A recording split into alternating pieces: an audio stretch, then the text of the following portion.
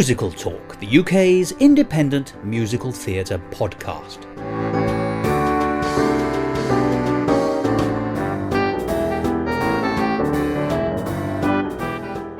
Hello and welcome to another edition of Musical Talk, the UK's independent musical theatre podcast.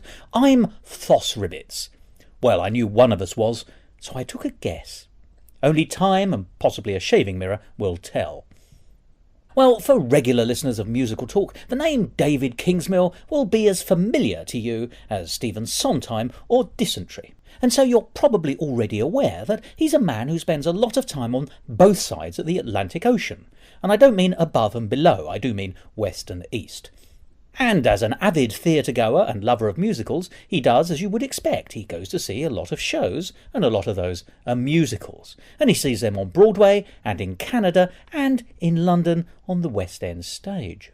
And although 2014 was an extremely busy year for David, he was writing 2 shows, a straight drama and a fantastic musical called Out of the Lens, and producing them both for Edinburgh at the Festival Fringe last year.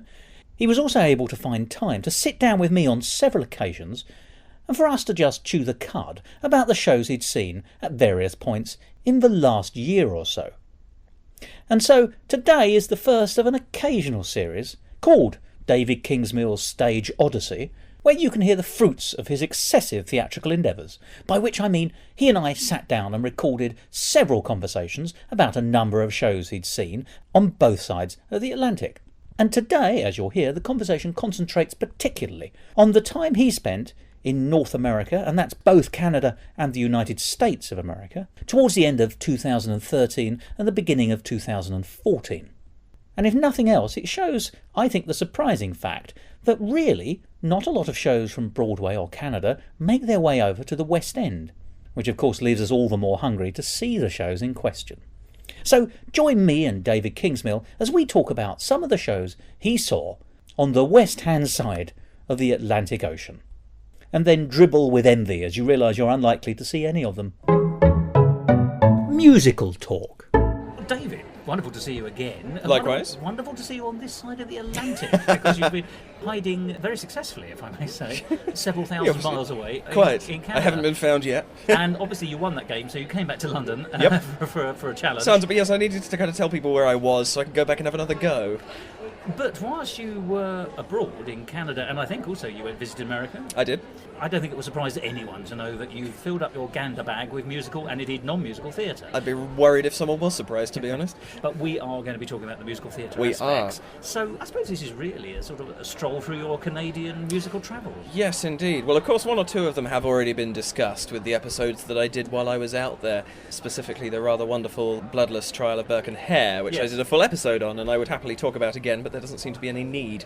But I did see a lot of other bits and pieces while I was there as well, so... And some of those are going to be shows which I suspect a British audience will be familiar with. Yep. And there will be 1 or 2 which the British audience won't be familiar There will. with. Yes. I think, funny enough, because Nick Hudson was talking only recently in an episode about what shows do and don't make it in both directions across the Atlantic. So, which is a very interesting question sometimes. So perhaps we'll sort of feed that into our discussions as we go, because I'd be interested in your take, because some of these shows you've actually seen in Britain and America and in Canada, am I right in thinking? Correct. Well, in one case, yes. Yes, so I think that's, that makes you very rare indeed. So let's take it at the speed and direction that you fancy. So, okay.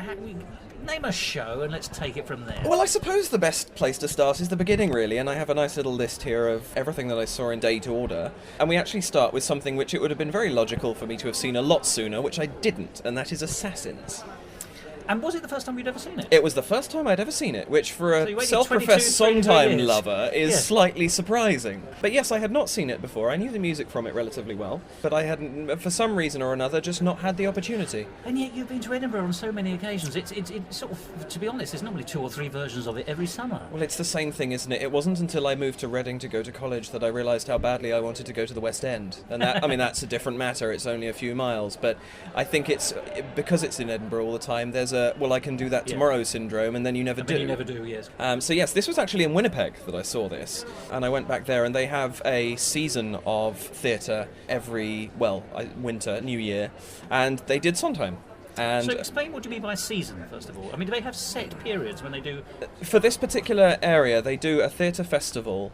I don't remember the exact... I should have written this down before I came here, but I don't remember the exact details. I think they do a playwright or a style or a composer for a season at the beginning of each year. And how long is a season? I think it runs for about a couple of months. Fine. If memory serves. I suppose what I'm asking is, do they... Because obviously in London things come and things go, and it's ad hoc, and when does the theatre become This free? is just a temporary thing. I mean, think of it as a season at the ENO. Oh, right. Something in that scale rather than a season at the Apollo Victoria, for example, which of course has been going on now for 10 years or something. That's not a season. No, right. That's a change of weather conditions. But yes, they do. I believe it was half a dozen Sondheim pieces, some of which I'd seen before, a couple of which I would have liked to have seen, but I wasn't there at the right time. But Assassins was bang in the middle of my trip. There's a lot of bang in Assassins, isn't there? There's an awful lot of bang in Assassins, and I must say I really rather enjoyed it. I wasn't quite sure what to expect going in, because knowing the music, but not knowing how it fit together. Yeah. And actually, I really enjoyed it. I thought that was a great little show, very funny, quite touching in places. I mean, I don't really have that much to say about that particular show for the purposes of this conversation, other than if you haven't seen Assassins, go and see it. Well, let me ask you the question I always want to ask people about Assassins, Please which is it one song short? I always think that it's a very effective musical all the way through, and then you get an incredibly dialogue-heavy Leave Harvey Oswald scene at the end. And it always feels to me like there's a song missing. Oh, no, that's a really interesting question. And unfortunately, this was January 2013, and I don't remember all the conversations I had at the time, because at the time I wasn't planning this conversation. Yes, of course. But I do remember thinking... I think they may have cut that scene down a little bit, but I do remember thinking this goes on a bit. So yes, I do understand that. And I mean, if it was, it's one of those things where you wonder why a choice was made, and obviously it was made for a reason, and I would love to know. I mean, the piece was expertly directed. It was actually the same director that did the self-same Bloodless that I was talking about earlier. And very, very well directed piece, and it felt quite pacey, but I do remember the one scene that just sort of felt like it was out of place. The thing, it always feels to me as though it set itself up as a musical, it sustains itself as a musical for 4/5 of itself, and then suddenly it gives you a dramatic narrative ending. Yeah, I question that. I do. I think for whatever his reasons are, Sondheim always does things for a reason. Oh, yes. That's one thing that you can be pretty certain of with him in virtually everything he writes. So maybe there's just no rhyme for Oswald. Quite possibly. But even at his early days, he was, when he was just doing music for something or just doing lyrics for something, everything was done very, very tightly with a reason. So I would love to know what his reasons are at that. Maybe it's in Finishing the Hat. I don't know. I haven't read the Assassins section of that yet. Or Look, I Made a Hat, whichever one it's in. Good question. Don't know the answer. No, and but I do know it's a good show. And don't let the idea of a slow finish put you off going to see it if you haven't. It's very much worth seeing. I've got to ask you this. I mean, Assassins, it's done. We mentioned it's done in Edinburgh every year. It is. In a way, it is the student's favourite for the Sondheim collection. Well, it's like Grand Hotel, isn't it? And shows like that. It's a great showpiece for everyone that's involved. Yeah. Everybody is important. There's nobody in there. There are lesser parts and there are greater parts, but they're all parts. Nobody feels like a true ensemble piece because it is all the ensemble. So it's entirely understandable why Edinburgh gets it a lot. And how do they interpret the Balladeer? Because Balladeer always seems to me to be the concertina piece, by which I mean I've seen it expanded up, so it's very much what it's all about, and it's a real golden thread all the way through. I've also seen the character reduced absolutely to sort of footnotes almost on what you're seeing. Yes. And I've seen it done sinisterly, and I've seen it done sort of disingenuously. Now, you know what? That's a very good question, and I would be making a full fabrication if I tried to give you a definitive answer, because I don't entirely remember. But you can have a half fabrication, which is my recollection of it was that it was like the Cliff's Notes. Go on. He was a commentary, a footnote to what was going on, but he wasn't relegated to that position. He was there with a reason. And which may be as it is in the text. It may be quite a strict reading. Quite possibly. And he very much felt to me like... This is a poor comparison, but like the text that comes up in a film saying, we're now here, it's this time of year. Yeah. Moscow, December. Exactly. It was important to understanding where the piece was going. Yeah. It didn't dominate the piece, and at the same time, he didn't become a nobody. He was important to the piece, and I remember the comment that we made was that nobody felt unimportant to the piece. Yeah. And I do remember that. So he did have a part. I do forget exactly how big it was. But it was integrated substantial. framer. Yes, Yeah. absolutely. And well worth having in the piece. It didn't Yeah. feel like he was superfluous in any way. It's a curious concept piece as well, isn't it? Because although there is a loose narrative, or rather a thematic narrative, which is drawn together, I think, by the balladeer and the fact that all the assassins at the end then tell Lee Harvey Oswald that he needs to do what he does Yes. in order to give them some kind of validation. But that's not what you would call a narrative in the traditional sense. So I think it's one of those rare things. I think it's a concept show. Yes, and it is. There's a lot of things claimed to be concept shows, and that is one of them. Many are not. I think that's very true. I think you could also argue that it's a song cycle in some ways, but I think concept show actually fits the definition, or rather Assassins fits the definition of a concept show better here than it does that of a song cycle. Songs for a New World is a song cycle. Assassins is more than that. So unlike Lee Harvey Oswald, there's no sniping from us. Absolutely not. Moving on from that, well, I'm actually going to jump the next show because I think that's what we're talking about when we're talking about 3 different countries, and I think that's a little conversation in and of itself. Do you want to whet people's appetites for a future episode? We could do that, yes. Let's just say I've been to see a jukebox show with an awful lot of rock music in it. And we'll leave people to work out exactly what that is. An awful lot of rock music or a lot of awful music? No, an awful lot. Yes. Very, very good music, and very much music that I enjoy. Oh, okay. Funnily enough, not something I listened to in my childhood, and yet something that evokes a younger part of me. I was more of a metal music listener when I was younger, but I think... Well, I had chrome tapes, but I don't think that's the same thing at all. Well, no, I think metal grew out of the rock of the 80s, and this very much evoked that era, and I think there's a part of me that will always love that. But yes, so we'll leave people to think about that one, and just say that particular conversation will end me in New York. And so that's where I'm now going to pick up. Yes. In terms of musicals, we saw a couple of plays, but then ran on to Annie. And now Annie is something that I feel I want to talk about here because I hate the show with a passion. Did you hate it before you saw it? Yes, largely because of the experiences I'd seen of having it and getting that dreadful, dreadful song, which evokes not today and not the day after, but the day in between, or not the day after that, the day in between the two. You mean tomorrow? Oh, damn it. And it's in my head for the rest of the night. But I must apologise because I'm a great fan of Charles Strauss, so we may have to fight each other to the death with biros. But well, I tell you the. So what's right? But what don't you like about the show, and then why did you go and see it in America? I think what I don't like about the show is it's very difficult to pull off a show with a large number of kids. Yeah. Well. And I think that a show like Annie can become uncontrolled. I think Oliver suffers from the same situation. It's nothing to do with the writing. I'm not saying it's a bad show. Yes, Tomorrow gets on my nerves. Yeah. But then so does Papa. Yeah. I think what gets me is that if the show is not slick, if the kids are not disciplined, and if you happen to get a bad night, it can actually damage that show. And I think, I've seen the film of Annie, and I found it middling. I wasn't overly excited, but I didn't hate it. But I've seen a couple of productions of Annie that have left me wanting precisely because the kids have been unruly. Now, I must say, I did not think that of this Broadway production. However, you ask what made me go and see it. What made me go and see it was Anthony Warlow. Ah, right. Unusual casting for Annie. Yes, quite. I thought the ginger wig and the fact that he suddenly got about 4 feet shorter was astonishing. No, he. But anyone could pull off a red dress. Yeah, well, this is true. No, this of course would be Mr. Warbucks. Yeah, Daddy Warbucks. Got the name right? Yes, that's Daddy Warbucks. And I mean Anthony Warlow, I have somewhat idolised ever since I heard the concept recording of Jekyll and Hyde. Oh, right, okay. Which actually Jekyll and Hyde's something I'm just going to mention because I'm not going to mention it. Yes. I saw the tour in Toronto and I was fairly substantially underwhelmed by one of the main characters, who I will not name out of a wish not to be vindictive. But I think Anthony Warlow set the bar very, very high, as did Robert Cuccioli. And I think Mark Evan was the other production I've heard that are really, really good, where they actually sing both sides of Jekyll and Hyde. And I think doing that is hard. I've done it myself for one iteration of the confrontation and nearly killed myself in the process. So I have a lot of respect for anyone that can do it, and it put me onto Anthony Warlow, and I've loved him ever since. And so any chance to go and see him. And did he, I mean, bearing in mind you're not so keen on the piece, did he surmount the material? Did he transcend it? Actually, I think he did, yes, but I actually think that the material did a jolly good job of itself. He was the daddy. But he wasn't the only daddy. I think there was a lot of really good work on that stage. There were a lot of really good performances, and actually I came out thinking, well, I feel like I've been unfair to the musical because I've been judging the performances I've seen. And I think, most of us are probably guilty of that at some point in time. Yes. I'm sure there are other things I could probably name that I don't like purely based off a performance.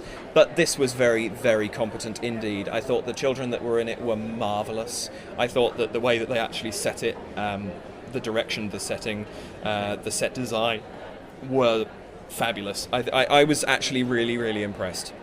Now, this is a discussion that Tim Saywood and I have had on many occasions. He's a great fan of the film. Mm-hmm. I prefer, if forced, the stage version because I think there's a little bit more... Whereas the film can have a sense of cloying sugariness. Yes. Not completely. I mean, there's always a dark edge to it because it's the nature of it. It's about an orphan, for goodness sake. And Machiavelli attempts on the orphan, as it were. Yes. Or at least her potential father. But the stage version has things like We'd Like to Thank You, Henry Hoover. Yeah. Which is a satirical piece about the 1930s and is, shows the context of what's going on. So it does. It spreads the story beyond the character of Annie, which I think the film doesn't do so successfully. I agree, and I think that's perhaps where I find the film to be a little bit middling, is I find that it does focus. You've got the idea that there are these interesting characters out there, but it does focus very much on here's the poor little orphan girl who's trying to find her dad. Yeah. And I find that a little saccharine. It's not Sound of Music saccharine, but it's missing opportunity that the stage version doesn't. But I will confess that I don't disagree with you absolutely in the sense of what I like about Annie is the score of the stage version. Yeah. I must say that I'm not vastly drawn by the story because of I can see that you need an absolutely amazing character actress to carry it off. But it's a sentimental piece, and I don't naturally respond to those. Whereas I think the score is genuinely masterful. I agree, and I mean I do respond to sentimental pieces. I just think that they need to have sentiment beyond the sole character. You go into a very different world if it is one character saying "woe is me" the whole way through. It's fine if it's a solo piece and it's really well written, but if it's an ensemble musical like Annie and the ensemble gets forgotten, then you have a problem. And I think I agree. I think the stage version is better because of that. I think the stage score, there are things missing from the film. There always are. Yeah. Any film musical. There's new songs in the film which aren't in the stage version. Yeah, well, quite so. Little Dog is one, isn't it? I believe so, yes. I haven't seen the film for many, many years. But, I mean, any film musical does the same thing. You look at Sweeney Todd. Where is the Greek chorus? Yeah. They are not there. And things change. And that's an accepted part of making a film. But I think the stage version is far superior, and having now seen a really, really good production of it, I think I now see the quality of it that I missed before. Yeah. But it's still not a show you're going to hurry back, I think, unless the casting's right, I'm guessing. No, but then in the same way I wouldn't go and see Waiting for Godot for very different reasons. Yeah. I think if you don't have a good cast in shows like these, yeah. then the show will falter. Annie falters because it becomes a disorganised mess with the wrong group. Waiting for Godot falters because it becomes unintelligible with the wrong group. Yes. Whatever the reason is, some things you just have to have a good cast for, and for me, Annie's one of them. What about the fabulous Boylan sisters? That's my favourite bit. Well, fair enough. Yeah, I must admit that was good fun. I like the whole radio section. Yes. I think that makes for a very entertaining little segue. But the great thing is they managed to have those little character pieces for other actors in there. Yeah. While still, this is a scene about Annie coming on the radio and talking and pleading, and yet they've still got this wonderful little side of the Boylan sisters singing on the radio. Yes. I love it. I think it's really, really well done. I always thought Annie was a little pleader. Yes, quite. And then I quite changed tack twice the next day by seeing Once and Kinky Boots. Now, which was sublime and which was ridiculous? I don't think that takes an awful lot of guessing. Once is a fabulous show. I hadn't seen it before. I really, really enjoyed it. And when was it you saw it? This would have been... this was January the 20th. No, it wasn't. I'm lying through my teeth. This was April the 20th. Last year? Yes. I've got to ask, because Arthur Darvill, who plays Rory in Doctor Who, is or has appeared in the American version. Now, I need to get this right in my head. Tall, if I'm slim not mistaken, I believe we got his first performance. Oh, did you now? Or something very close to it. He and, oh my lord, I forget her name. There was an English girl who went over with him who was fabulous, and her name has totally escaped me. Because it's essentially an Irish kind of piece, isn't it? It is. So how were they doing? Were they doing it as Irish characters, or were they being British, or were they being American? No. They or actually, what? They professionally say. I was pleasantly surprised by the quality of the Irish accents that were in it. I mean, I'm no master at Irish accents, but I thought they actually did a really, really good job of them, and I was quite convinced that there was this lovely Irish country piece. And it was a very, very convincing show. I really, really enjoyed it. Again, if you haven't seen Once, go and see Once. It's quite different. It's a much bigger Actor Muso show than I have seen in the past. I've seen Actor Musos, but they've always been smaller. And I think that seeing something on this scale, where you have so many musicians on the stage at once, is something quite different. And yet, the British advertisements make it look like it's just a handful of people in a pub. It does, and it's really not. You're looking here, I don't know the full size of the cast, but I'm fairly certain you've got about 16, 17, 18 people on stage at various points in time. They are filling the stage, then, clearly. Yeah, I mean, that may even be that.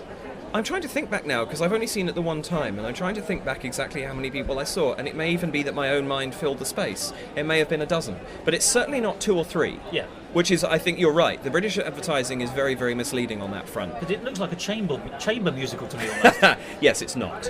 And the music is identified as folk. At least that's the way it's been portrayed in Britain. Yes. Is that your understanding of it? I mean, you've seen it, so, how would you describe the music if asked? It's difficult to pull away from the fact that it's musical theatre, but it does it very well. Oh, right. Actually. I mean, it is musical theatre. You are not going to get the sense that you've gone in there and you've accidentally walked into a folk concert. But that's not... Thank God. Yeah. But that's not because of the music. Yeah. That's because of the surrounding that they put on the music. Okay, fine. The music is very folky. It has a few musical elements, but then it has some sections that are funny. I'm drawn to it simply because it's a character that I found very entertaining and stands out in the mind, actually, who doesn't sing much, who is the drummer, who is hilarious. And actually, some of the ways that he acts, I remember from my times in a rock band, that's what the recording studio is like. And it's quite true to life in many ways. So what does he do? It's just being a wild, crazy character, and he's got some wonderful one-liners, one in particular, which has lasted ever since in my mind, and I am not going to spoil it for those that haven't seen the play. He's a very, very entertaining character. His name's Svek. He's I want to say Swedish, but I'm not 100% sure. He's foreign anyway, yes. And he's absolutely hilarious. Go and enjoy him, but he doesn't even sing that much. But what's great is that he injects one of those characters in that pulls it away from being a musical because he's so true to life. Oh, really? And I think that's what's great about Once, is it has its moments of contrivance, but it's a very true to life show, and it feels surprisingly down to earth. Not in the way that Blood Brothers feels like a musical that has been pulled down to earth by the gravity of its story and all this kind of thing. No, I think it just tumbled down of its own accord. I think it did very hard. But it's more that it feels grounded. It feels grounded in the way that Next to Normal feels grounded. Well, is the word we're looking for here modest or unassuming? Whilst I think unassuming. I don't think it's particularly modest. I think it's quite unashamed in going, this is what I am. All right. It presents itself very strongly. But I don't think that should give somebody going a preconception of what they're going to get. They are not going to get, here is a musical trying not to be a musical. And they are not going to get an Irish folk concert. They are going to get something that is a very delicate balance between the two and succeeds in walking that tightrope very, very well. Okay. I haven't seen it in London. I can't comment about the performance at the Phoenix. Something I want to see, I just haven't got round to it yet. But the one I saw was outstanding. And I've got to ask him, how was Arthur Darvill and what character was he playing? He was actually playing the lead love interest, and he did a stunning job of it. I was actually really, really impressed. It was a first night.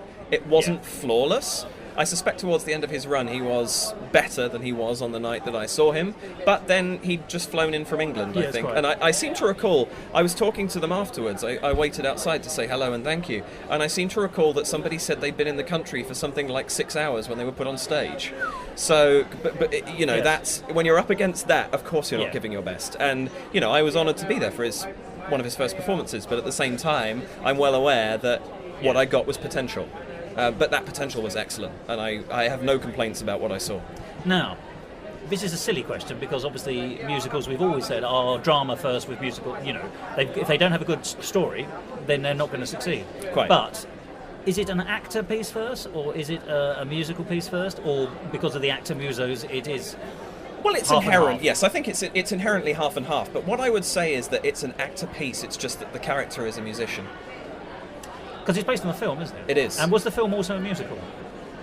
I believe there was a lot of singing in it. I haven't seen it. I can't comment. I should know more about that than I do. So we don't know if it's an adaptation of a non-singing piece? I believe it's an adaptation. What I don't know is have they created the score from the ground up, or is it what was in the film? I just can't comment. I haven't seen it. But you did enjoy it? I loved it. Yeah.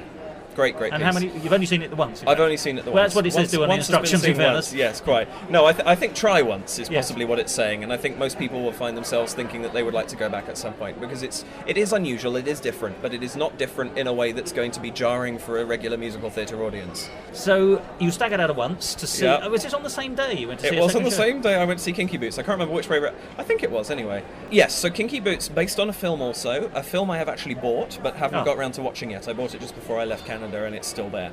But basically the concept of this one, for those who haven't come across it, is that it's a chap whose father has left him a shoe factory.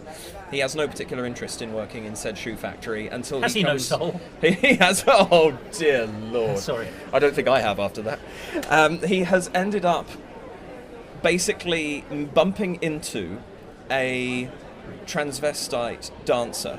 As you do. Or cross-dressing dancer, I should probably say, who presents the problem that high heels on boots were not designed for the weight of a man.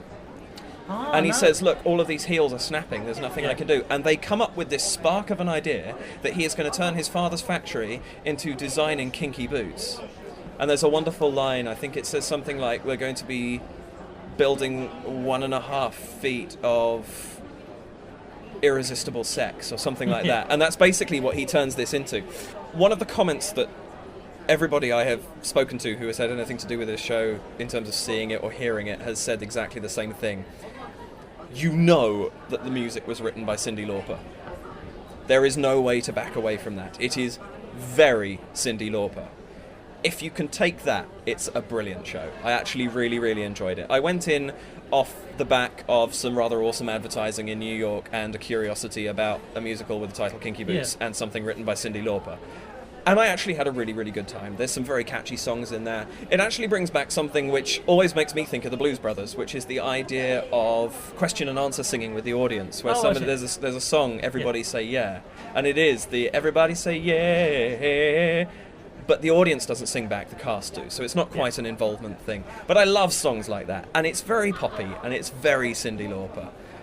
But it's presented rather charmingly, and it creates this very entertaining musical. I've bought the soundtrack, I've since listened to it, and I have to say the soundtrack doesn't stand up as well without the musical going on in front of you. So it's a score. It really does need the score and narrative to work together to get the full musical experience. I think so, or even just having the routines and the movements. And the songs are very much built around what's going on stage, or what I suspect is probably more the case, the choreography is built around the songs. But it's actually done, and I think this is a credit to it, it's done well enough that they become integral. Which is perhaps not so much of a credit to the score as it is a credit to the show. The score doesn't stand up quite so well on its own. But it was something really enjoyable. It was fluff. And after Once, I mean, Annie's fluff as well in its own way, but after something like Once and things like that, going and seeing something that was just pure daft entertainment was actually really good fun. It was. And it pulled it off extremely well. I'm really glad I saw it. It was just a pure chance thing.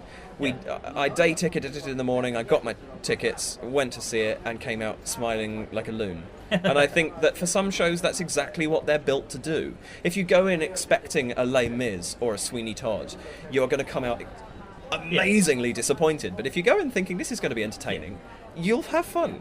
It sounds to me like it's badging its sort of its level, if you like, even with its title. I mean, when I hear the words Kinky Boots, you know, if someone said to me this is a piece of entertainment, in my head I see it as, funnily enough, as an independent British film. You know, one of those British comedies with the white posters that you see on the tube. You know, like Made in Dagenham. I can see a South London version of this, where it's a South London shoe shop and a Vauxhall drag queen and all this kind of stuff. You'd possibly be forgiven for that, because the actual image on the poster was just the boots. With legs in them, but with the knee on one leg bent in such a way that the boots form a K. Oh, right. And that basically was the image for it. So I think you'd be forgiven even if you saw the poster for thinking exactly the same thing. And that's the image, obviously, for those who can't see the poster, that's on the front of the CD as well. Splendid. So your view is essentially that Kinky Boots is not a load of old cobblers? Pretty much. Yes. Can we move away from the shoe jokes, please? I may have trouble. I will move on from there. And in actual fact, we went our separate ways at this point. Catherine went to go and see Once Again because she enjoyed it so much. Which is not the sequel. It's the same show twice. Indeed. Yes. And I did consider doing that, but I was in the mood to try and see different things each night. So I actually went back to see Spider-Man again, which we talked about when we had this conversation 2 years ago.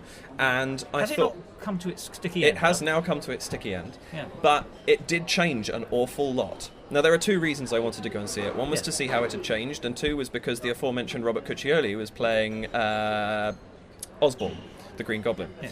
And what they did to it was they made it a substantially better narrative. They revved up the story. They really did.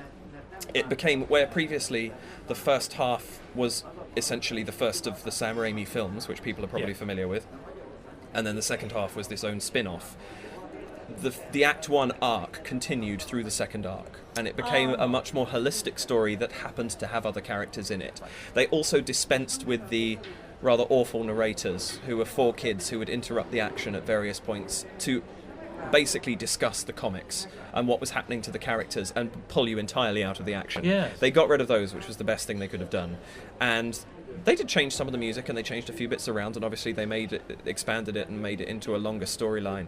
But what they really, really did was they made it a better show.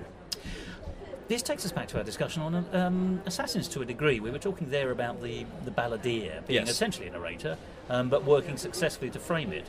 But obviously to bring some cohesion to a narrative light story, I think we were saying. It's a gimmick, not a gimmick story, a concept story.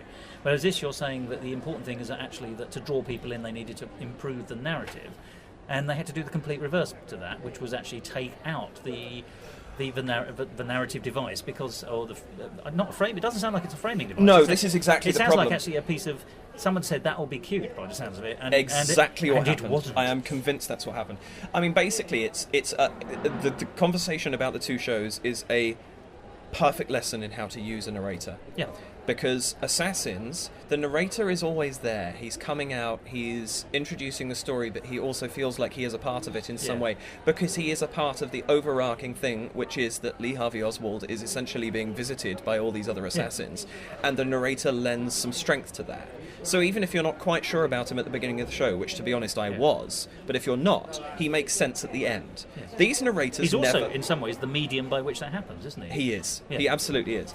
These narrators in Spider-Man made no sense at all. Yeah. It was, let's have a psychoanalytical discussion about what's going on in this musical at this point, but let's frame it by going, hey, I'm holding a comic, what's happening in this? And it was two different shows happening simultaneously on the same stage, except one only happened every now and then. It sounds to me like someone made the mistake of thinking you needed a director's commentary during the show itself. It's rather what it felt like, I must admit. It wasn't as professionally handled as something like that would have been, but at the same time, it's what it felt like they were trying to do. And it was a really, really bad idea. Now, getting rid of that turned it into an infinitely better show because it had continuity and it had flow, which it lacked previously. It also didn't, unless my memories completely escape me. No, it hasn't. It didn't stop. Which it did, of course, 2 years before. They had their technical difficulties still going on. You mean and it stopped in the middle of the performance. Now, this time it didn't, which, of course, made it an infinitely better show. If perhaps slightly less risible. But that's a good thing. And I think the thing is, it probably never... I think they had to run for 4 years straight on full houses to actually start making money. Which of course, it didn't do. I think it ran for 3 1/4 or something like that.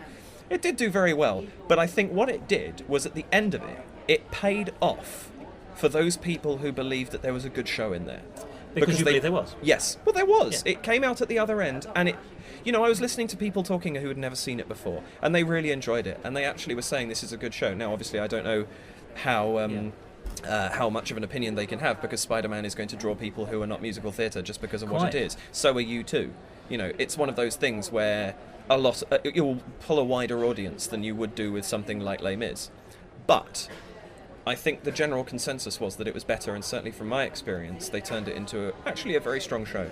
If you were asked to rate out of 10 the first time you saw it and the second time you saw it, just ballpark figures here, but how, just give us a sense of how vastly different or better you felt? Well, I seem to remember when I was there, I rated all the shows I saw in New York, that particular conversation that we had, and I think I gave it a 6 out of 10 at the time. If I look back on it and actually say, well, how good was it as a show and what directorial choices were there, I would probably downgrade that to a 4. I think it was a 6 based on my experience, but if I look at it as a standalone, it was probably a 4. From an analytical point of view. Yes. Now, this last time I saw it, I would call it a 7. Okay, fair enough. So it certainly wasn't a 10 or a 9. It was not in any way deserving of those titles. But it was a substantial improvement, and it became what I suppose on a scalar thing would be considered okay or good. Yeah. It actually became very good. I mean, that's a genuine position to take. It is. Yeah, I mean, because not all shows do that. A lot of shows which are very good then slowly get boring and tired. I mean, Blood Brothers. London, Chicago. Yeah, absolutely. Actually, yes. Yeah. By the time Although put Ruthie Henschel back in it, and it suddenly becomes better again. Of course, again. But by the time I saw it, it was a bit like Bagpuss in the sense that it was coming apart at the seams, but without the charm. Well, yes. Although everyone did go to sleep at the end, I must say. But yeah, I think yes, it's achieved not doing that. Particularly for a show that came in for the pasting that it came in for, and for the reputation of being the show you go and see because it's dreadful or because it's not going to complete a performance without stopping. It actually became a very, very good show. So it vindicated itself. It really. did, and all credit to them for managing that. Well, I'm sure there are plenty of reviews of Spider-Man on the web, but quite. Hey. There you go. This is my thoughts, and I'm staying away from that joke too. Yeah, it was quite a weak one. That one, I'm afraid. It was a little bit, yes. It didn't have 8 legs to stand on. Carry on. I'm leaving. The next, I did have a musical excursion between that and what then followed, which was my next trip to London, which we'll discuss another time. But that was just a trip to go and see Pink Martini in concert. Well worthwhile, great fun. But we shall gloss over. I then went to London, and we will discuss London, I think, as part of the London show. We will. And future episode to be coming. Indeed. Having then returned to Toronto, I went and saw the American tour of Anything Goes. Oh. Or the North American tour, I should say. Now, of course, this is slightly interesting for me, having seen the first public night on Broadway. Not the first preview, but the first night after it went out of previews on Broadway, to then see the same production again on tour. How many years later? 2 years later. Yeah. In actual fact, a little more than that, because it was April in New York and July when I saw it in 2013. Brilliant tour. They actually did a really, really good job. I mean, there's no way around it. The girl playing Reno was not Sutton Foster. No, but very few people are, aren't they? Well, quite so. And there's a reason that she's got a name for herself as one of the preeminent Broadway belters out there, is she's damn good at what she does. This girl, I forget her name, was not that good, but she was very, very good. Yeah. And it's sort of the contrast to a discussion we're going to have next time about a touring show that I saw, which the tour was not the best thing. This tour was actually, did its American counterpart serious justice. Did it? I really enjoyed it. I thought it was really good. The dancing was just as strong as it was on the American show. The drive was there. Anything Goes is the kind of show you can't let slow down. Not because it will be bad if it slows down, because the music's great, the jokes are there, simply because it doesn't do the musical justice. It's not a slow musical in any way, shape or form, and it needs that pace. And they kept it the whole way through. They kept the drive, they kept the enthusiasm. I was really, really impressed. And for someone who hasn't had the best experience with touring shows, that was an absolute breath of fresh air. Did you ever see it in London when it was on 10 years ago or so? No, I did not. With John I wish Barrowman, I had done, yes. If I remember correctly, I even had the opportunity, and I don't remember what reason I gave for not going. Or I may not have had the opportunity. I know certainly my family went, but I didn't. I suppose my question on Anything Goes then is, I've only ever seen it in a London context. Right. And of course, it's played very broad. These are stereotype cartoon Americans from the 1930s. There are gangsters. These are not real Al Capones. These are people in big hats and striped trousers. And the comedy is very broad but there are British characters as well. But they're also played as though they're straight out of Bertie Wooster books. Yes, and I will state straight away that the British character was played precisely that way. Yeah, I think to great effect. Yeah, but of course, in this country, we're all British. Yes. That's how we are. It's the country where we live. It is indeed. And so we know that the characters we're watching are the foreigners. Yeah. And although the British character doesn't actually bear any relation to any British characters we all know in real life, I suppose there's a certain sympathy with the British character. We don't just immediately assume they're we enjoy our silly ass twits. Yes, but, this is true. And so I suppose what I'm trying to say is when you saw it in America and indeed in Canada, presumably the sympathies are all with Reno and her straight talking. Because she seems, I think she's a bit brash. I know where you're coming from. I think, I'm a huge Reno fan, but I think that's largely because of the music she gets to sing. When I mentioned when we last discussed this that it was the first show I was ever musically directed. And with the possible exception of Irma's Buddy Beware, Reno's songs are the ones I had the most fun actually playing with. And so I'm perhaps slightly biased towards her. However, I do see where you're coming from. I think what I would say is that there was a greater emphasis on Evelyn Oakley being a bit of an idiot. There was more play with words recognised in his attempt to write down these Americanisms and then get them wrong. Yes. Anyone got hot pants for a game of shuffleboard, for example? Yes.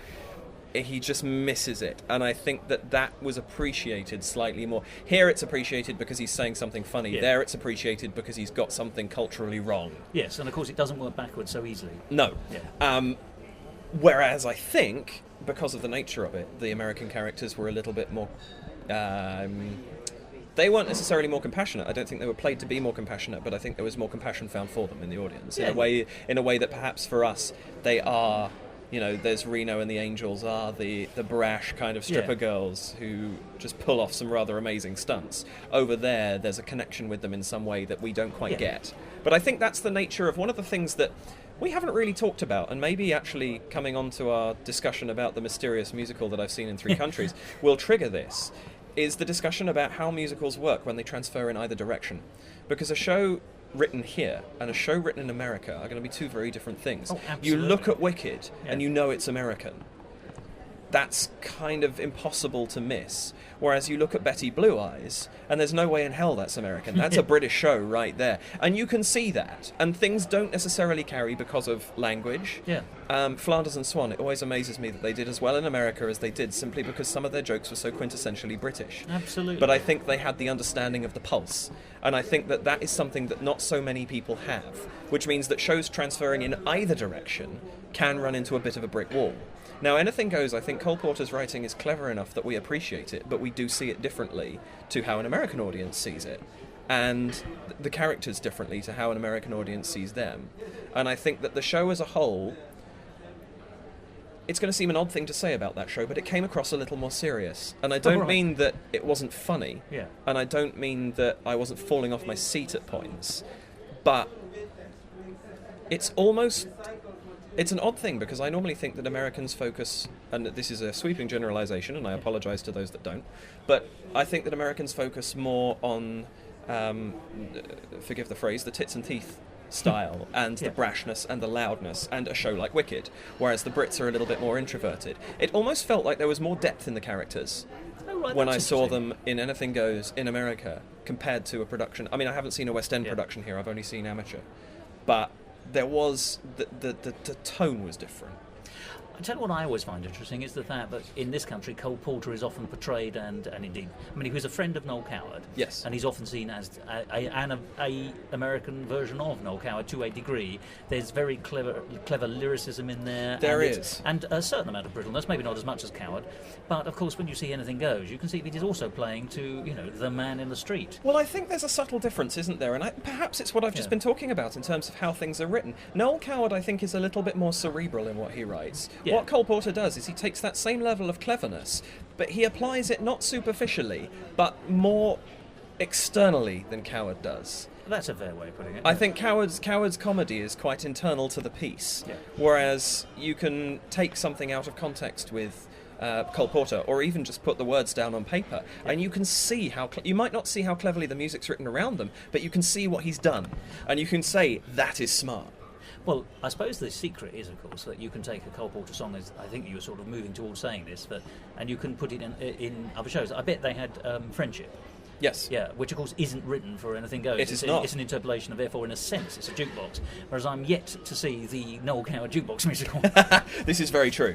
So I think you're right about sort of the integrated or non-integrated nature of the score and drama in the two composers. Well, it makes for something different, I think, and I think that's, maybe it is. I think it's the methods of teaching as well. We teach musical theatre.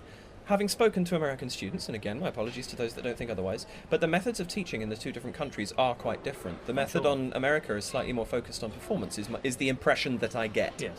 Whereas here, it's much more about the character.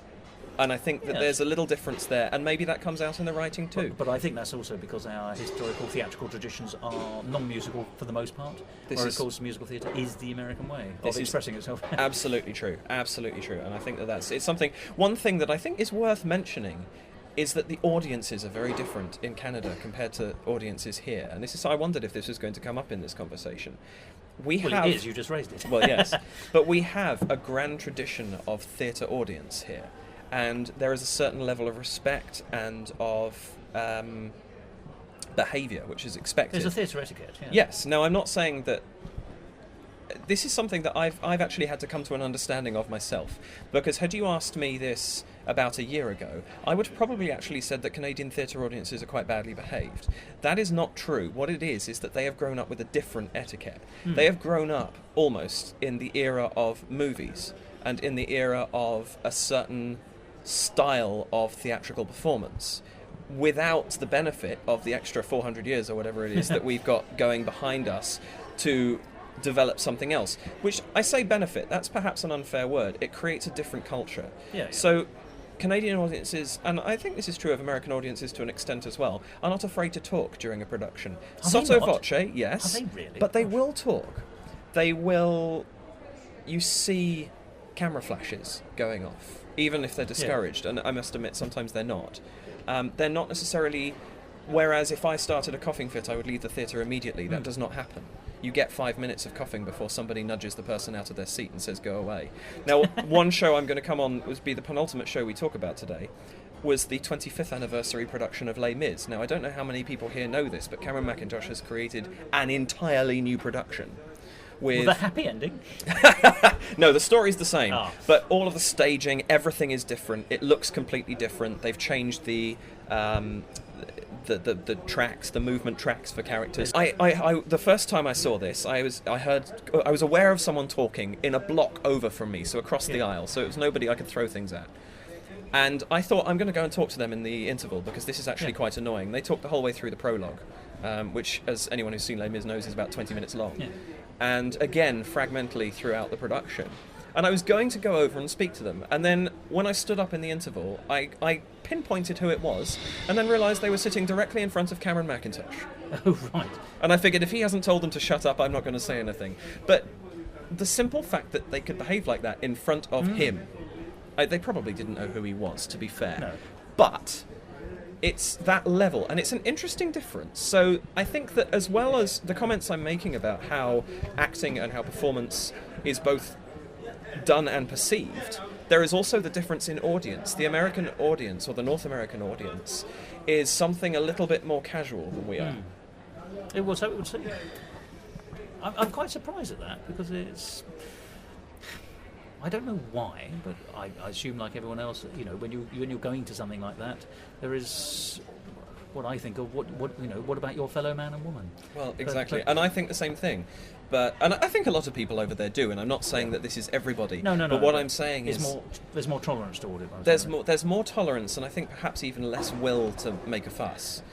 Somebody was quite surprised. I actually went to a concert, which is nothing we're discussing tonight, but somebody was on their phone 2 rows in front of me, texting the whole way through the first half of the concert, and I actually confronted that person in the interval, and she laughed in my face and said, are you being serious? And walked past me and ignored me completely.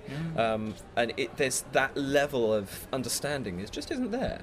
It's not, and that's not a condemnation. No. Because as I say, I would have said it was a year ago, but now I have a better understanding of why they are that way. And it's growing up with a different culture of theatre. And it's something, one, I need to get used to, but two, that it is worth noting is different.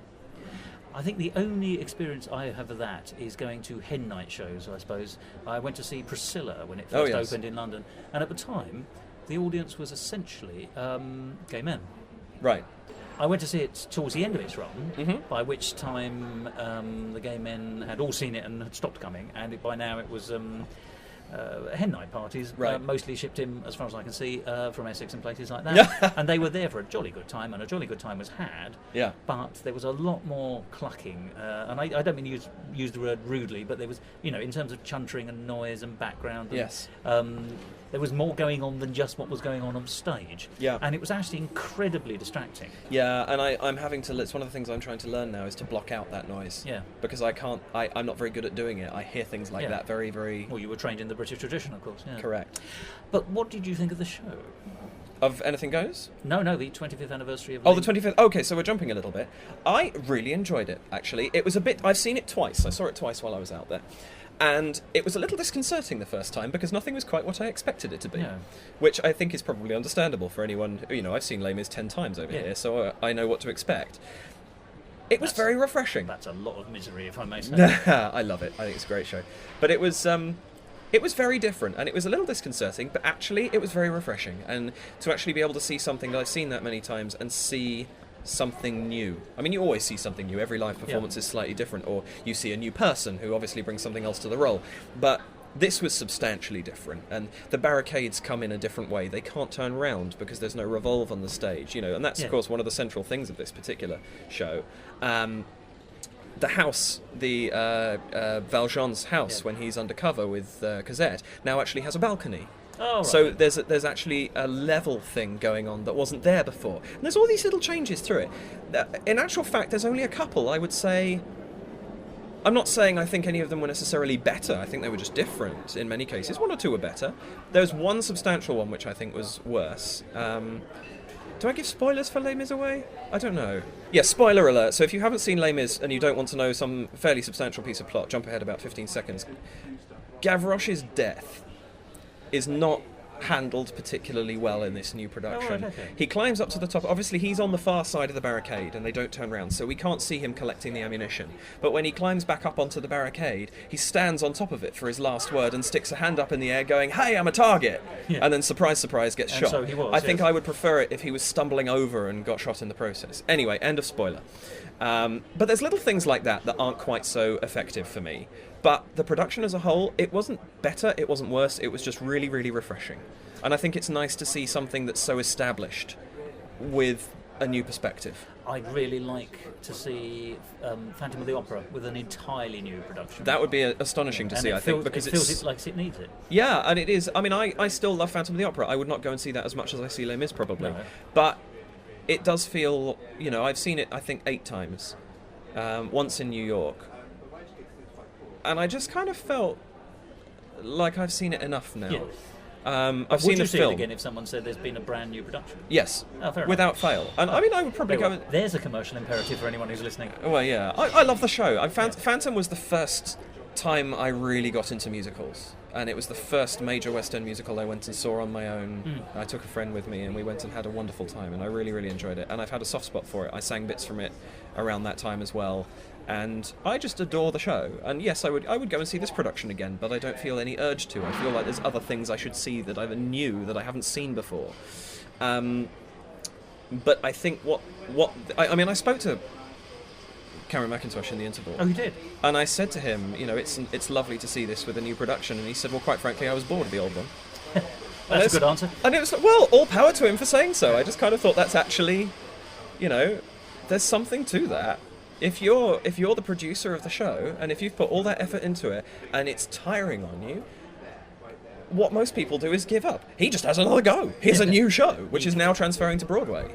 I wonder if it'll come to London. I would be very interested to know. Did you say anything else, by the way? He was a busy man. He Yes. was noting the show. I mean, this was about performance 6, I think. He was noting the show. So I just said hello, thanked him, and got on with my business. But I just thought that was an interesting comment for him to make. But yeah, I think if you get the chance, if you're in Broadway and you get the chance to see it, go and see it, especially if you've seen Les Mis before, and see what you think. And if it comes here, I'd be fascinated to know what our listeners think as and when it does. Nice little segue from that, actually, although jumping back 4 months.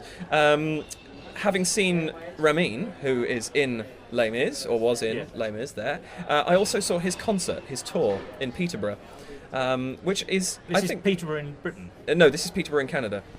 They're everywhere. Which is about to... Yeah, well, this is one of the things that gets very confusing. I was very, very shocked the first time that Catherine gave me her parents' address and said they lived on Oxford Street in Winnipeg. And that just took it. There was something about that was a complete curveball in my head. But there's an Oxford Street in Norwich, which confused me when I first. There's a Charing Cross in Norwich. Well, I tell you what really annoyed me was the fact that you go to Toronto, and I learned the roads in Toronto, and they've got all these names, and that's fine. And I was in a film recently, and we went to London, Ontario to shoot, and it's got all the same street names in different places. Oh. It's so disconcerting. But yes, I went to see Ramin up in Peterborough in Canada, and I mean, if anyone gets the chance to go and see Ramin on tour, just go and do it. He's such a fabulous singer. I love his work. He does a lot of stuff with kind of folky style music. I can't remember the term he used for it. Which is awful. Once like. Yeah, no. No, it's absolutely gone. And Catherine's going to beat me for forgetting that at some point. Never mind. But he gives it a term, and it's basically Broadway mixed with folk, slightly country music. Right. So there's a lot of there's banjo and guitar and things like that, acoustic guitars and things like that. It shows how broad the Broadway sound is, really. Absolutely yes. So. And I mean, if anyone's heard Shay Tunes, which is him and Hadley Fraser performing together, they kind of have an idea of the style he likes to do, and it's wonderful stuff. So that's just a brief mention because it's not a musical, but it is musical theatre, and he does the most wonderful. Find his arrangement of Oklahoma. The actual song, do I mean the song Oklahoma? No, I don't. I mean the song Oh What a Beautiful Morning. Find him singing that on his own and you will get a completely different take on that song. Oh, right. Well, maybe I will, because I'm looking for a completely different take on that song. Have a listen. I'd love to know what you think. 2 shows left then before I come to my London shows, which we will leave for another time. We've covered Les Mis. I saw Next to Normal at last. I don't even know that. Do you not? No. Next to Normal is a very, very unusual and very dark show. It basically looks at a family of 4. If my memory serves, there's actually a cast of 5. Because basically what it is you have the father, who is, depending on who you speak to, probably the sanest character in the show, who is basically trying to hold his family together. You have the wife, who is basically having hallucinatory episomes. She's got mental health problems. Yeah, basically going mad. There's a wonderful song actually in it called My Psychopharmacologist and I. There is the daughter, who is struggling with her parents being who they are, can't really deal with her mum being the way that she is. I suppose she's about 16. Oh, right, okay. That's a good question, actually. I don't know how old she's supposed to be. But she's a young, trying to break out into the world, looking at going to college. She's a great pianist. She's a virgin character because she's going into this new relationship. 6 parts, because there's her boyfriend as well. And the son, spoiler alert, the son is dead. Which is not... You kind of... I can't remember how early that comes in the show, which is why I say spoiler alert. But he has died some time ago, but he keeps appearing to the mother.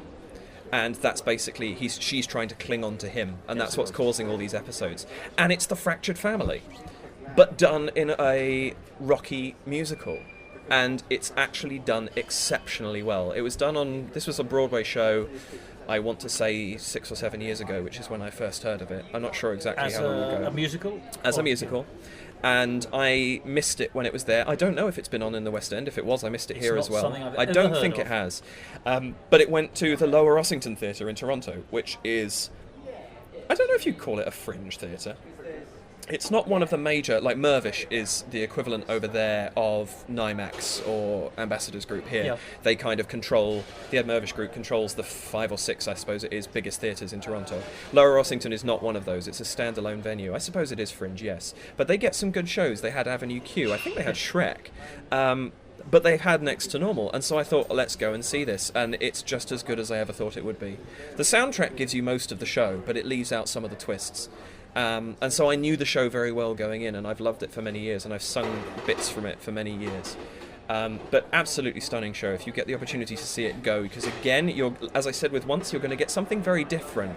In this case, actually because of the nature of the subject matter they're discussing. My question for you, though, however, is I was really surprised the moment you said it's got a rocky score. Because the way you set up the narrative, at least the way it's now landing in my head, is that it feels actually like a chamber piece. but it feels like it should be actually quite small and introspective. And of course, I find rock works against that. Well, so it does. How and does it doesn't. enhance, and how does it not enhance? I mean, it's I couldn't tell you the exact instrumentation, but it's got some. It's got piano and it's got. I think it's got violin in it, if I recall. But it's got rock guitars and drums and these very, very upbeat songs. Percussive. Yeah, and well, what it does very well is the music accents what's going on. So when you have the son character, who is this very, very vibrant, active, all over the place and slightly creepy character, these rocky scores and this power music that he gets really drives things forwards. Whereas you have these lovely moments of having glockenspiel and piano and little violin bits punctuating the mother, where she has a lucid moment and remembers something and recalls dancing back in the day or some such. And then you have the straight piano moments where the daughter is actually playing the piano on stage. Oh, right. Obviously, it's diegetic music. Yeah, it's up to the actress whether or not she does, of course. I don't know whether they did in this production. The piano is at the wrong angle for me to see. But there's a lot of variety. But it's a very varied piece that moves. And funnily enough, it's one of those things we're saying about Anything Goes. Anything Goes moves, but Anything Goes moves because it's fast-paced. Sorry, we're using move in the sense of it has a dynamic rather than the touching nature of it. Yeah, absolutely. Although it is very touching in its own way as well. But no, in this case I mean dynamically. But this moves because it has to. This moves because the pace of the show won't let it not. Because the topic and the subject matter and the mother's particularly ever-changing moods have quite a sway on how things are done. But it's a fabulous show, and usually, well, I say usually, the Broadway and this production both used a similar idea of this sparse but holistic house setting, and characters kind of being in different rooms, singing at the same time, and obviously not communicating with one another, and yet still having input onto the song. And there's Which a lot is of how life works, of course. Well, it essentially, is. We are all connected with absolutely everyone is. else, and yet at the same time have a lot of isolation, or you can be as connected or not as you like. Yes, So, but what's done particularly well in this is that the show is very, very well harmonised. The harmony in this, it's one of the most powerful harmonic shows I've heard in a long time, particularly for a small group. I Love You Because probably comes on a similar level with it. But it's just, the music in it is so powerful. But is the harmony used to elaborate, shall we say, upon the narrative drive? So, for example, you're actually talking about a family that appears to have dissonance rather than resonance. So, under those circumstances, would using harmony suggest that an equilibrium is being found, or does it get in the way of the fact that, in fact, there's failure and flaw within the context of the family? It depends on the nature of the song. I mean, there's a song in there where they're all singing something different, and it clashes quite a lot, and it sets this slightly on-edge tone. There's another song, one of my favourites actually, A Light in the Dark, which is actually predominantly a solo with the husband singing, but the wife joins in very, very briefly at one point, and the harmony that's used is absolutely divine and really quite touching. It's one of my favourite moments in the show, and it's just that brings home the emotion. So it is emotionally driving, but that's not to state that it is emotional in the I'm going to sit here and cry into my tissues sense. Yes. It can actually up the tension or the stress of the situation as well. So Very, very accomplished piece of writing. All right, so it is able to amplify its emotional position Very much so. through the music. Right, okay. Very much so. Which brings us, I think, until your sort of... My finale for today, yes, which is another fun piece actually in the Anything Goes vein, in the sense of it's something I've had a very close relationship with, namely that I put on in both directing, acting and musically directing, actually. The only production of this I've been involved with before, which is The Musical of Musicals, The Musical. Which I have seen. Which is a stunning show. I mean, I love this to pieces. One of the reasons being the spectacular skill that the writers had when they put it together. To those that don't know, it tells a very, very simple plot about 4 characters. Young ingenue character who can't pay the rent, evil landlord who wants the rent paid in some way, shape or form, the young heroic man who comes in and saves the day by paying the rent, and the completely useless old woman who is there just to give inane advice, most of which is not helpful in the slightest. Now what they do is they then take that show and they play it 5 times. And in the process, take off, let me see if I can get this right and in order, Rodgers and Hammerstein, Sondheim, Jerry Herman, Andrew Lloyd Webber and Kander and Ebb. Yes. And the way they do that is they take it, so for Rodgers and Hammerstein, for example, it is Oklahoma that it is based on, and they use the rough outline of Oklahoma to tell that story, but in the process they take the mick both musically and verbally out of lots of other shows that they wrote. Yes, absolutely. Yes. But what's so great is how much it sounds like these people. And that's the thing I can't ram home enough. It's the perfect pastiche score in some sense, isn't it? It Or really, multi-pastiche, yes. It really is. But I think in those circumstances where you can often find somebody who, this person writes like Kander and Ebb, and that's great, wonderful. Or this person writes like Stephen Sondheim. And can you do all five? Yeah. Yes. And I mean, can you do them? I mean, I'm not going to say that they write as well as Sondheim does. Of course they don't. But what they do is they do hold a candle up. Yeah. And it doesn't get blown out in the first second. And some of the jokes that are there indicate an astonishing level of understanding of what the composer is or composers are trying to do in their pieces. And I mean, there's some stunning jokes in there. I'm going to give one away just because it's too good not to do. In the middle of the Sondheim piece, Jitter is the name of the landlord character, and the old lady says, "Oh, Jitter, have a little decorum." He says, "A funny thing happened on the way to decorum." Yes. And then the show just carries on as if nothing, and obviously permeated by laughter.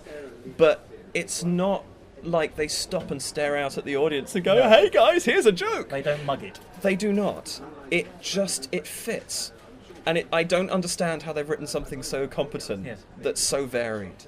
And if you get the chance to see this again, just go and see it. It's such a breath of fresh air in the realm of pastiche and in the realm of parody. It is, but I think what they're doing, I think you're exactly right when you say that they're obviously not as good as, but then they don't have to be. For example, Sondheim, a Sondheim score is a Sondheim score, but a Sondheim score is not a Sondheim musical in the sense of you have to have a narrative and you have to have a particular, there are certain things which mark out a Sondheim story or a Kander and Ebb, they have their thematic drives, each of them. And so by borrowing a likely narrative device, as you say, Oklahoma's the best example. Where they set it in a prairie land of Kentucky, I think, isn't it? Which is I think it's It's probably the most successful of them all as well. But you only need to get your pastiche quite close, because if you then dress it up in the clothes theatrically, I suppose what I'm trying to say is the pastiche.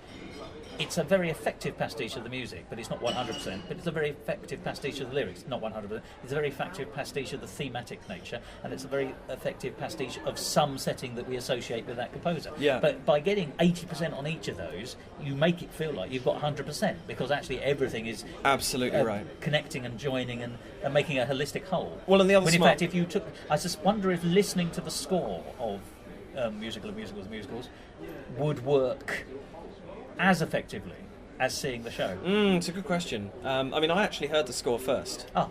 I don't remember my reactions because I've listened to it so many times and I've seen put the show on yeah. and I've seen it, which means I've now got a very distorted view compared to what I had at first. I do remember enjoying it, and I do remember saying I want to do this, and I do remember the first read-through being funnier than the soundtrack was. Yeah. So yes, I think it makes a difference. But I think the other thing that they've done, which is possibly where the cast recording carries it a little bit, and where also why it's so successful, is they have picked the right shows. I mean, again, in order, it's Oklahoma, it's a blend of Into the Woods and Sweeney Todd, it's a blend of Mame and La Cage aux Folles, it's Phantom of the Opera, and it's Cabaret. Yeah. Now, out of those, Mame is probably the one that people are least familiar with, who are going to be interested in going to see this show. And the Jerry Herman is also the shortest section. Yeah. So I think what they've done is they've put in the jokes they clearly wanted to put in, and they've done it in such a way that it's not inaccessible to people that aren't so familiar with Jerry Herman. As long as you put a staircase in, you'll find it. Funny enough, the performance I just saw didn't have a staircase for the Jerry Herman section. No, in actual fact, this one didn't either. And actually, the one thing that slightly disappointed me, bearing in mind I know the libretto of this musical back to front, is the Jitter, the landlord character, actually plays Albin in the La Cage aux Folles section of that. He did not put a dress on. Oh, right, okay. I can't remember exactly what he did to change into that, but he comes out saying, I put a little more mascara on, and he's supposed to be in full drag, and he wasn't. And I was a tiny bit disappointed by that. But, yeah, I mean, it's one of those things that if you don't know the shows, it's funny. Yeah. And if you know the shows, it's funnier, which is the right way round to be. It can't be funny if you know the shows and only if. Yeah. Because then it's never going to take off. But they've succeeded in making something that is just so absurd. Work in its own right. Exactly. Yeah. Like if it always, and I've said this before and I'm sure I'll say it again, I would love to see something like, I'd love to hear Rodgers and Hammerstein or Kander and Ebb orchestrated by Jonathan Tunick. Because I wonder, would I like Oklahoma if Jonathan Tunick was orchestrating it? If it then reminded me of Sondheim. I know perhaps I quite like Kander and Ebb, they're very sort of upbeat, vaudeville, faintly bombastic. Once again, if you gave them a tunic orchestration, how would they work? And conversely, the nearest we've got to that in reverse, of course, is a funny thing happened on the way to the Forum, which is not, I think, a tunic orchestration. That's a good question. I don't know it as well as I know some others. I don't think it is. But it's a much more bombastic 60s yes, sound anyway, is. certainly the original recording. So you can see, what would Assassins... Let's finish this off with a perfect round. Perfect circle. What would Assassins sound like if it was orchestrated by the people who look after Kander and Ebb, or even just it wouldn't work. But can you imagine it with a coal mining colliery band? Oh, no, I can't. That's a that be hilarious different? idea. It would be, and I entirely take your point. I think you could even go one more extreme in some ways. Not perhaps as well known as Sondheim or Kander and Ebb, but what about the Edwin Drood, Mystery of Edwin Drood, which Rupert Holmes not only wrote the book, the lyrics and the music for, he also orchestrated. He did. So that is entirely his own work. Now, what would that sound like if somebody else then took it and changed it? I mean, every production to an extent is different, but if someone took it and made it their own.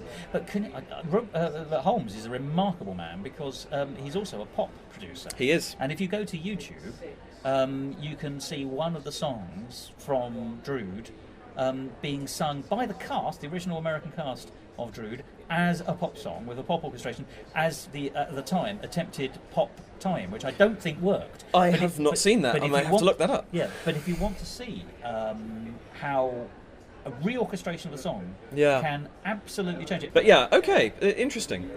Yeah. I will have to look that up. Give it I a haven't whirl, seen that. and we'll discuss it next time. Absolutely. Well, and actually, one thing that's worth noting, I think, for somebody who's interested in seeing how a score can evolve, and this is going to hint at a show that we're going to talk about next time, which I'm sure many of our listeners probably saw, and that's Merrily We Roll Along. And there's a nice little teaser for something I'm going to talk about next time. In fact, if we're going purely on London, it'll be the first show I talk about. And there's actually a foreword in the liner notes for the 2012 recording from New York, where Jonathan Tunick says, "This is the orchestration I wanted to write." So he's orchestrated it twice. He has redone it. And now this is, to be fair, it's the same man orchestrating something again. But, I mean, there are 4 well-known recordings of this, which is, in order, the original Broadway cast recording. Oh, I say in order. I think Leicester came next. The York Theatre revival, and now the is it 2012 or 2013? I forget. Broadway recording. And they are 4 different pieces.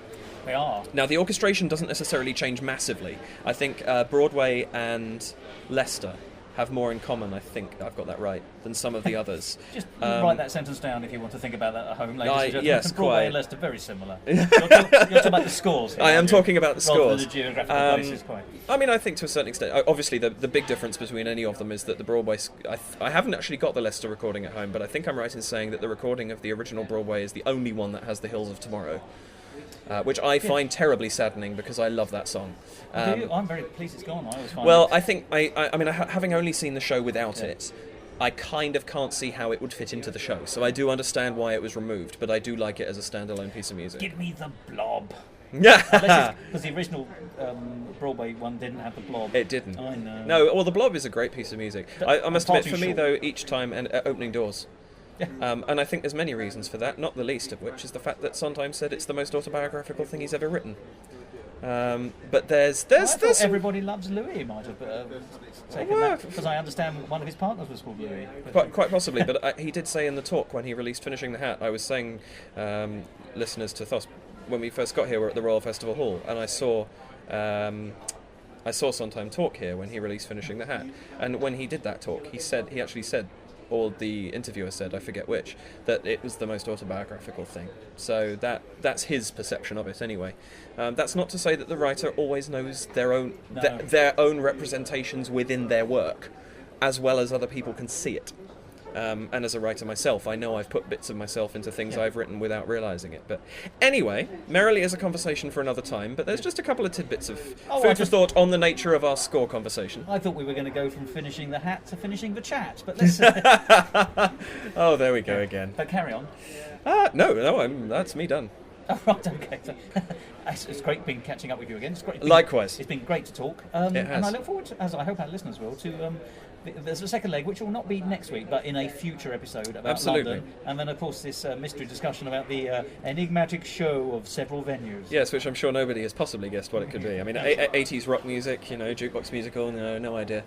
No, I would say answers on a postcard, but can't be bothered. But no one knows and no one knows what a postcard is anymore. So. Oh yeah, good point. David, speak to you again. Indeed.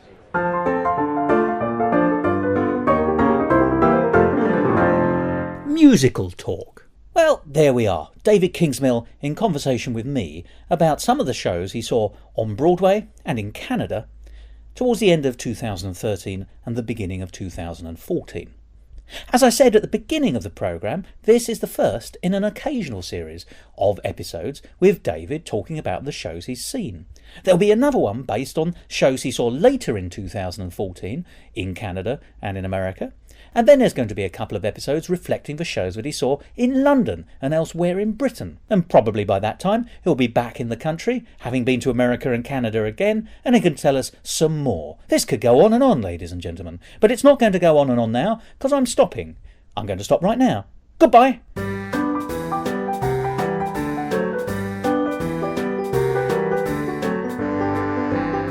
This episode of Musical Talk edited by Thos Ribbits and presented by Thos Ribbits and David Kingsmill. Copyright Musical Talk 2015.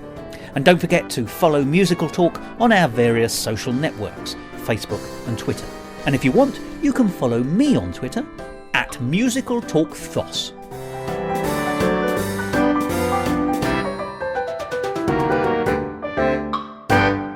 I saw a couple of fabulous musical acts, which I will just mention briefly. Sorry, did you just say the word musicalette? Musical acts. Oh, I'm so sorry.